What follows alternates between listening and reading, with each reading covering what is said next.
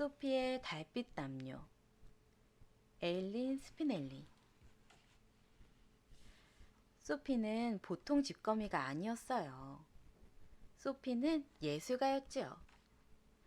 소피가 만든 거미줄은 이 세상 어떤 거미줄보다도 아름다웠어요. 친구들은 소피를 놀라운 아이라고 불렀지요. 엄마는 그런 소피가 너무 자랑스러웠어요. 친구들은 또 이야기했어요. 소피라면 언젠가 정말 멋진 작품을 만들 거라고요. 혼자 힘으로 살아가야 할 나이가 되었을 때 소피는 비이크메시의 하숙집으로 이사를 했어요. 새 집에 도착한 소피는 우선 집안을 둘러보았어요. 칙칙한 녹색 벽에 색이 바른 카페트, 그리고 낡은 커튼이 보였어요. 모두 소피의 솜씨를 필요로 하고 있었지요. 소피는 곧 일을 시작했어요. 맨 처음 한 일은 현관에 달 거미줄 커튼을 짜는 일이었어요. 날마다 비단 거미줄에 황금빛 햇살을 섞어 커튼을 짜고 또 짰지요.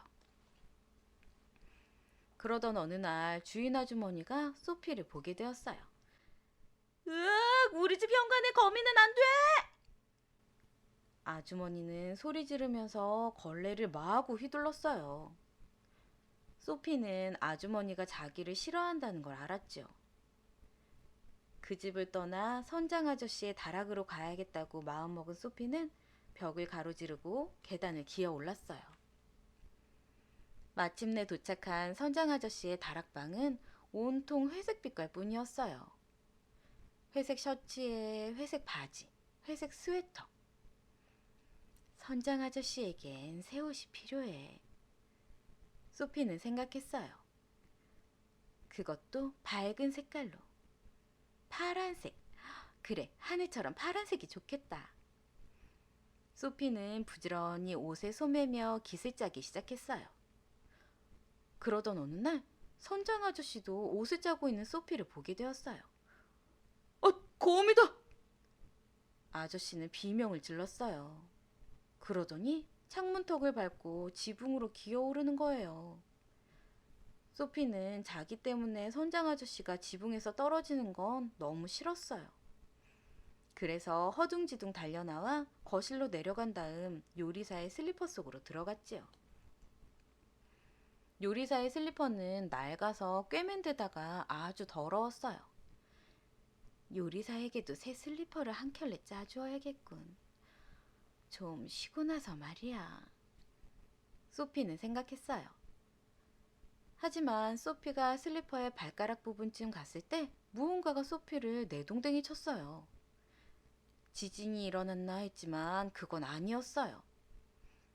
소피를 내동댕이 친 건 바로 요리사였답니다. 요리사는 잔뜩 찌푸린 얼굴로 아이고 끔찍해. 이 흉측하고 밥맛 떨어지게 못생긴 거미 좀 봐! 하고 소리쳤어요. 소피는 몹시 마음이 아팠지만 애써 품위 있는 걸음걸이로 카페트를 가로질러 요리사의 방문을 벗어났어요. 그리곤 3층을 향해 가파른 계단을 오르는 긴 여행을 시작했지요. 3층에는 젊은 여인이 혼자 살고 있었어요. 마침내 여행이 끝났을 때 지칠 대로 지친 소피는 그 여인의 뜨개질 바구니 속에 들어가 잠이 들었어요. 이때쯤 되자 거미의 세계에선 꽤 많은 시간이 흘러 소피는 할머니 거미가 되었어요.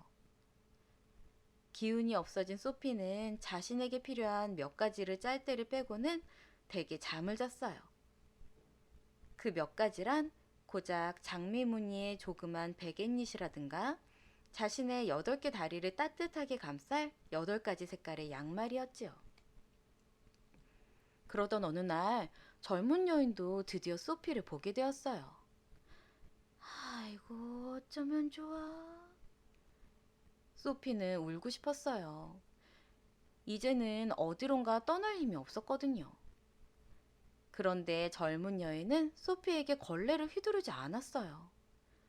지붕으로 기어오르지도 않았고 못생긴 거미라고 욕을 하지도 않았죠. 그저 조용히 미소만 지었답니다. 여인은 소피를 전혀 방해하지 않고 뜨개질 바구니에 있는 바늘과 실을 집어들었어요. 소피는 그날부터 매일 그 여인이 뜨개질하는 모습을 지켜보았지요. 아, 아기 털신을 뜨는 거구나. 여인은 곧 태어날 아기를 위해 뜨개질을 하고 있었어요. 털신을 다 뜨고 난 다음에는 아기 스웨터를 떴어요. 이제 여인에겐 더 이상 털실이 없었죠. 게다가 여인에겐 담요를 뜨는 데 필요한 실을 살 돈도 없었어요. 걱정 말아요. 다락에 오래된 밤색 담요가 있으니까 아기에게 그걸 덮어주면 돼요.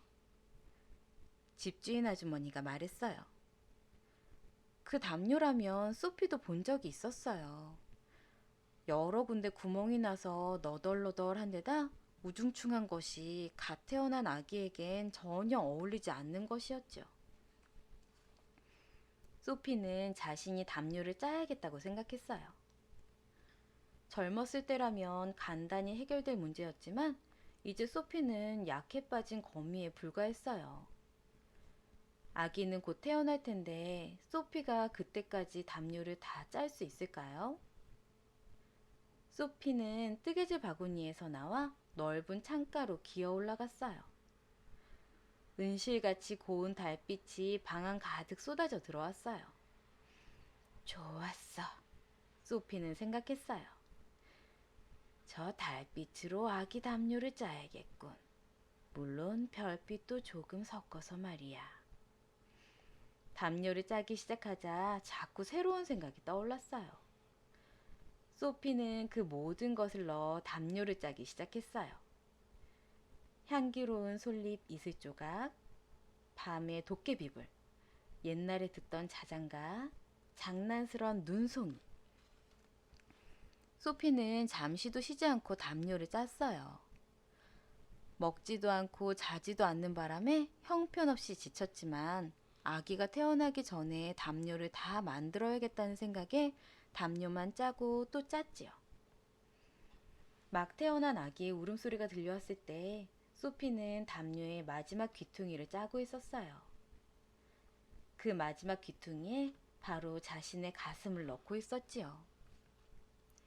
그날 밤 집주인 아주머니가 준 담요로 아기를 덮으려던 젊은 여인은 창문턱에 놓인 담요를 보았어요. 그것은 너무도 부드럽고 아름다워 왕자님에게나 꼭 어울릴 그런 담요였어요. 여인은 그것이 보통 담요가 아니라는 걸 알았지요. 사랑과 놀라움으로 가득 찬 여인은 잠든 아기에게 그 담요를 덮어주었어요.